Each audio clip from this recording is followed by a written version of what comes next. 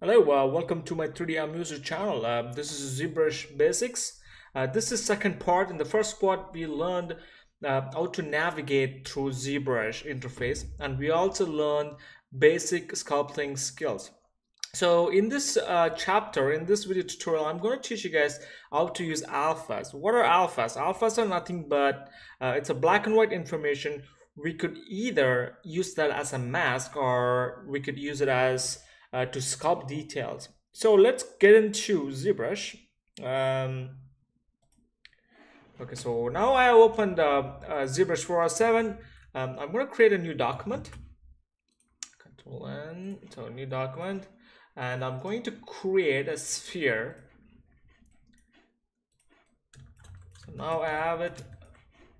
So I'm going to changing the material. If you want, like what I'm doing here, go and check my first part so you know what exactly I was doing. So you know the basic user interface and how to navigate in ZBrush itself.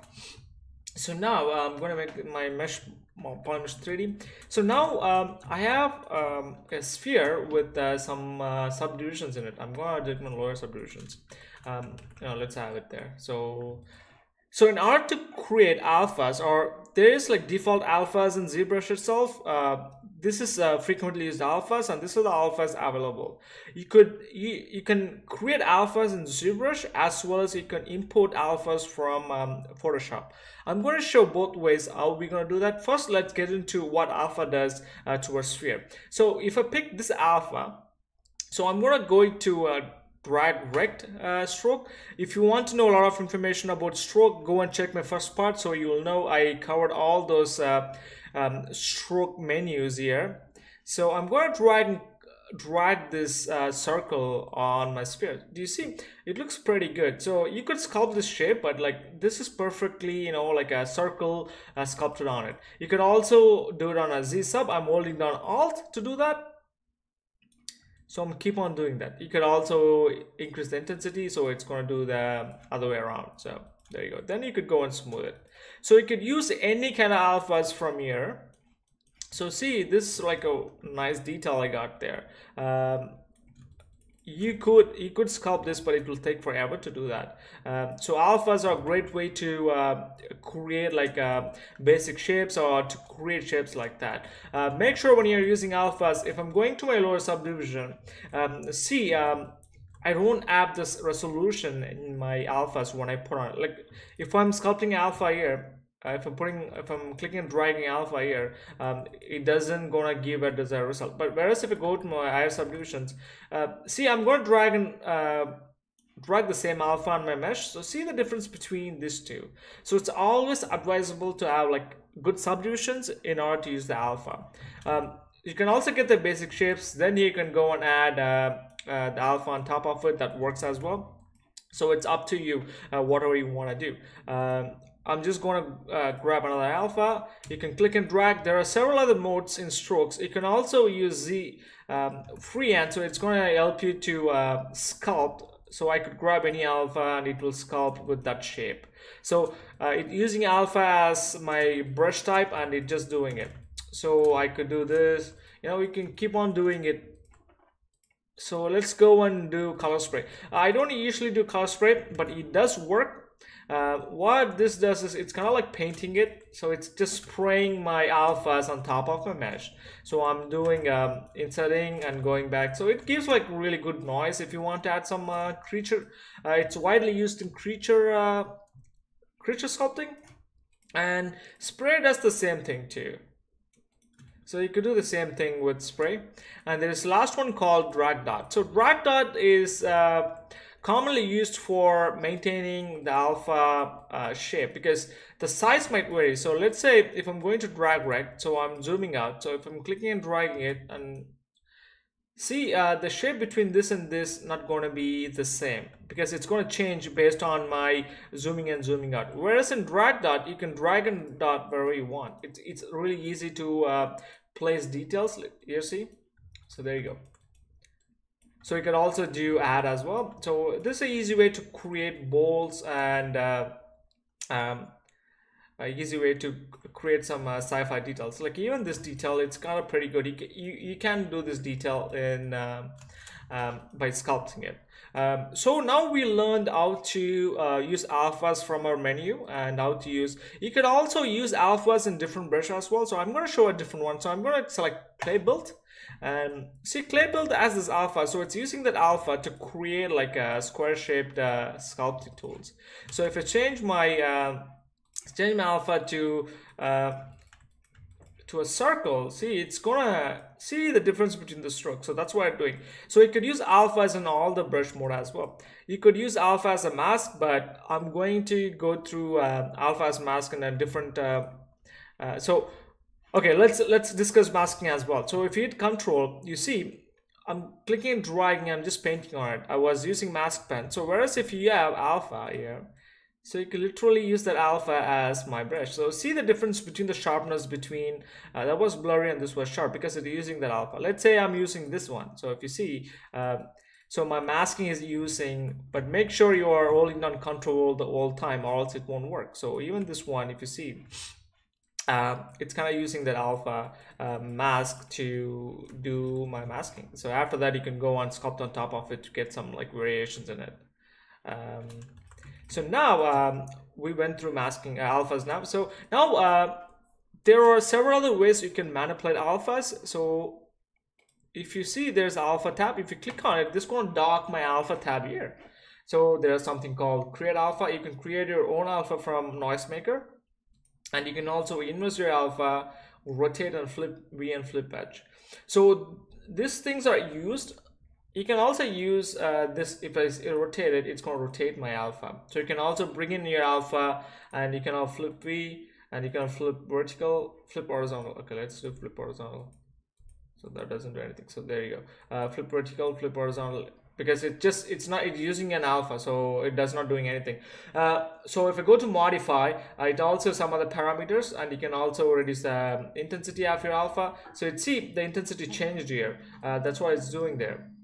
So if I put to 0, so you see there's a difference between. You can also blur your alpha as well. So this is not that blurry, but if I go 15, you can see it's a little blurry. So you can change your alpha, and you can change your. You can also have a radial blur. So what this does is, I'll show you.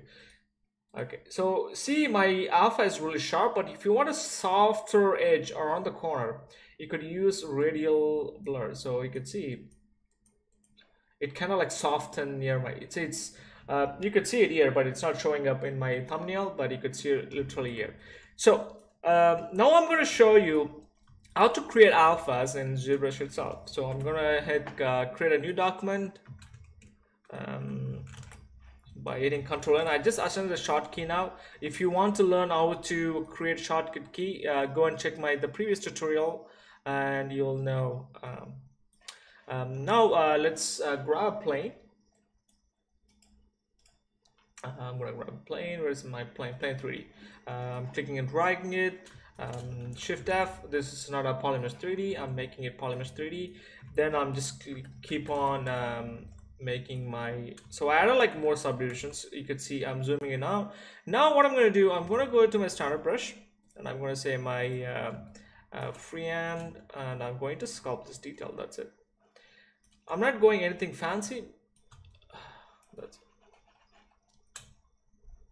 So I'm just smoothing it. So I'm just going to lower the subdivision because it's harder to smooth when you're higher subdivisions. Or else, if you want to smooth something, you go to the deformation tab and you can polish it. So that will smooth your mesh. It's going to take some time because it has high resolution, but you see we got like a good polishing on my edges. So once I have this, I go to my brush alpha and I would say grab dock. So once I have it, you see the alpha we sculpted here. Okay, I'm going to show you what I sculpted now. So it's kind of like a two plane. So now you can see it's literally grabbed alpha, but I can use this alpha here, but you would see the result is kind of like wonky. It's kind of like other way around. So in order to fix this, I'm going to say double. So this will show the back part as well. To fix this, go to the alpha tab and just inverse it. So make sure it's selected and click inverse. So now if you see, I could, click and drag the alpha, but very, if you see, like you can see, like there is some kind of like edges happening. So that's where the mid value comes in. So I'm going to say 10. Now I'm going to sculpt it to know it's not going in. Whereas I could reduce my intensity. Let's see if that helps. So there you go. So I reduce the intensity, so it helps. So now I'm literally, clicking and dragging my alpha. So I'm just, doing the other way around, and we could reduce the intensity there. So there you go. So this is kind of like, easy way to sculpt details, like a sci-fi detail from ZBrush itself. So I'm going to show you now how to create alphas from Photoshop, how to import alphas from Photoshop. So you can also drag React, and you can also sculpt as well. So this is going to give some details and interesting shapes as well.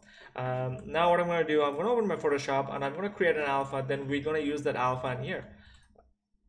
So let's say 512 by 512. Let's make like some crazy, I'm going to use my marquee tool, and I'm just literally dragging and creating some shapes, some wonky shapes. Make sure it's connected, and make sure it's black and white. Boom, there you go. So this is the alpha I created in Photoshop. I'm just saving it, and I'm going to my desktop. I'm saying demo alpha. So now I have it here. So what I'm going to do, I'm going to my alpha menu, and I'm going to say import. I'm going to my desktop, and I'm saying demo alpha. So I have it right there. So if I click and drag it, so I'm in freehand, so click and drag it. So it gives the alpha, but I want to inverse it. So you just inverse it. Boom, there you go. So you see, it's kind of popping out more. So what I'm going to do, I'm going to reduce my intensity. So that will help my alpha to give like a straight look. Like if I go and see here, it's not that much. Like even we could reduce it as well. I'm going to say minus 0.6. Now if you see, if I click and drag it, it's going to be straight as fuck. There you go. You go here. See, it's you could sculpt this detail in ZBrush, but it will take forever. So now we created our own alpha, and we did some shapes. So we could literally like keep on dragging it and create like awesome shapes from it.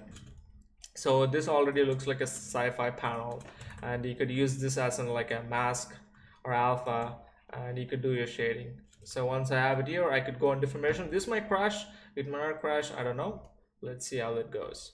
No, it didn't crash. So now you can see literally polishing it, and boom. So there you go, guys. To recap what we learned today. So today we learned how to use the alpha menu from ZBrush itself, and we also learned how to assign alpha in our brush settings. We could grab any brush, and we could still use the alpha to drag an alpha on our image, or we could paint on a 3D object, as well as drag dot. We also learned how to use alphas on masking by going through hitting control. So then we are using alpha from that point. And we also learned two ways to create alphas. One way is in ZBrush. We created an alpha, and we created an alpha, then we went to alpha menu to inverse it, and adjust the intensity to get the desired result we want. We also learned how to create alpha from Photoshop and importing it here and playing with the settings. And if you have any questions what we learned today, please write me at 3damuser@gmail.com. And if you like this video, please like, subscribe, and comment below. And until then, you guys have a great day.